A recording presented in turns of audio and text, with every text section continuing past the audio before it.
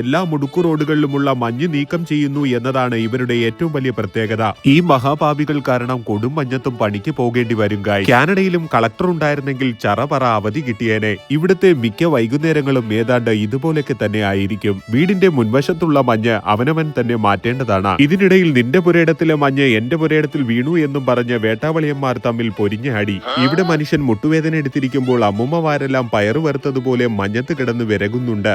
പണ്ട് മണിയം മേശിരിയുടെ കൂട്ടത്തിൽ മെക്കാട് പണിക്ക് പോയതുകൊണ്ട് എനിക്കും ഡോണി കൺട്രാക്കിനും ഈ മഞ്ഞൊക്കെ കവാത്തിനില്ലായിരുന്നു. 200 തേങ്ങ ഒറ്റയ്ക്ക് നിന്ന് പൊതിച്ചിട്ടിട്ട് വരുന്ന അതേ വികാരം.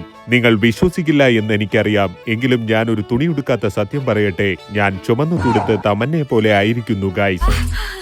കാനഡയിൽ മഞ്ഞുണ്ട്, മലയുണ്ട്, അതുണ്ട്, ഇതുണ്ട്, ഇനി അമൃതുണ്ടെന്ന് പറഞ്ഞാലും ഒരു പ്രവാസി എന്ന നിലയ്ക്ക് എനിക്കൊന്നേ പറയാനുള്ളൂ, എനിക്കെന്റെ അമ്മയെ കാണണം, എനിക്കെന്റെ അമ്മയെ കാണണം. അമ്മ.